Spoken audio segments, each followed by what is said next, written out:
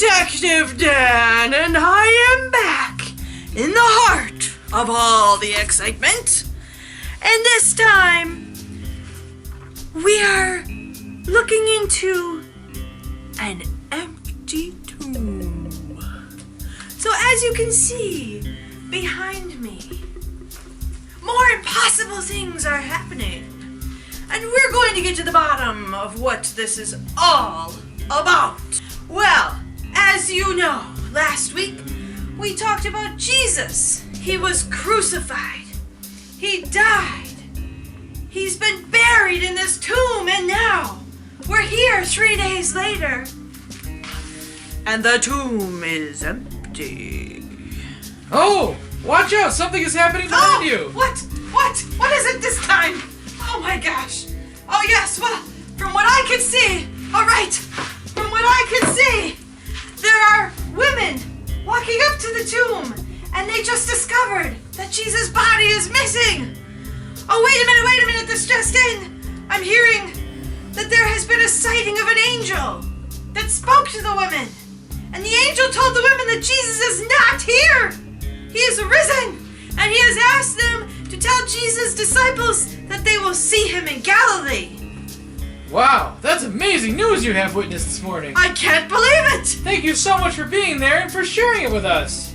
Well, yes, it's, well, of course, I'm Detective Dan, and that's just what I do. It's fantastic, and I can hardly believe it with my own 2 eyes. Now, over to you, Sarah, who can shed some light on what we just witnessed. What's the deal with the empty tomb? Why did Jesus rise from the dead? The story of a butterfly is very similar to Jesus' journey out of the tomb. Let's see what we can learn about Jesus from a butterfly. Here is a monarch caterpillar. And here is its chrysalis. Now take a look at the amazing transformation into a butterfly. I still cannot wrap my mind around this. Alright, here's a second caterpillar for you. Are you ready for this one? Here is the great spangled fritillary caterpillar. Yep, a little stranger looking than the first.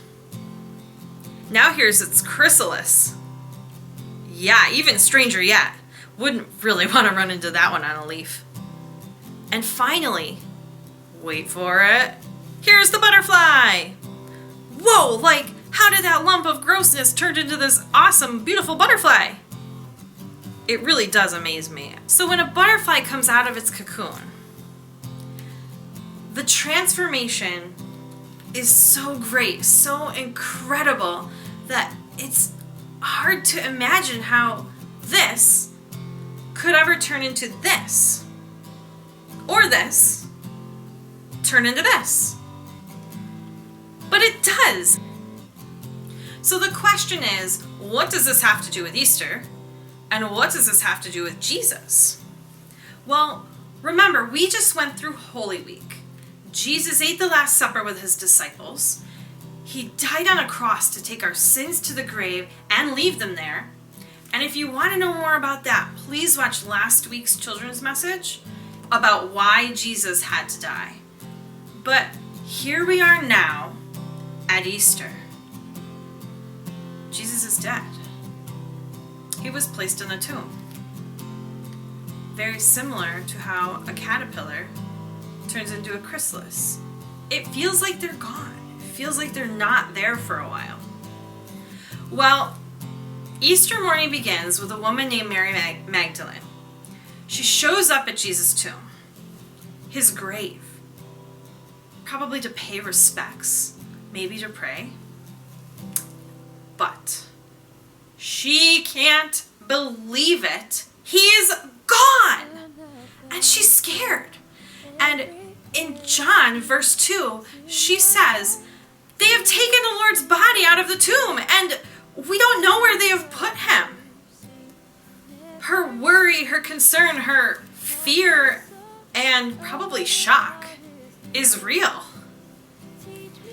I have to say, if I showed up at a grave expecting to pay my respects and maybe pray a little bit, and the body was gone, I would be a little bit creeped out.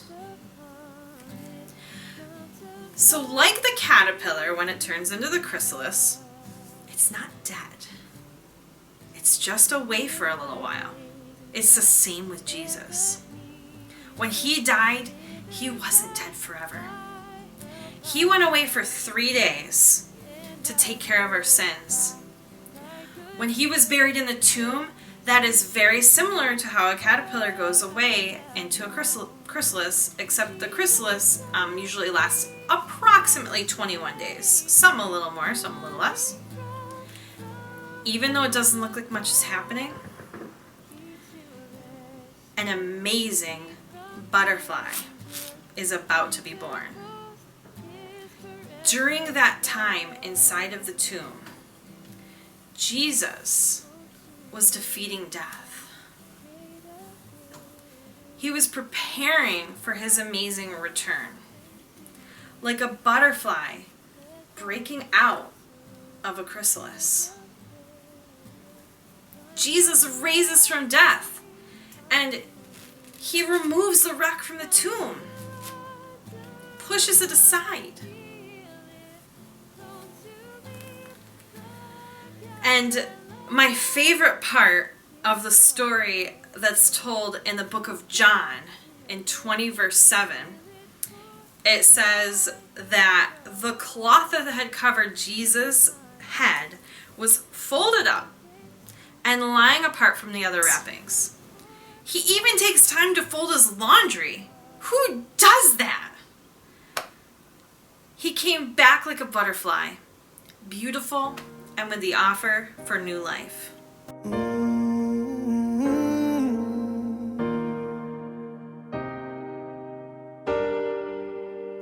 You're the whisper of the angel. You're the warrior inside. When the world is overwhelming, you're the peace where I can hide. You're the one with all the answers. You're the one who knows the way.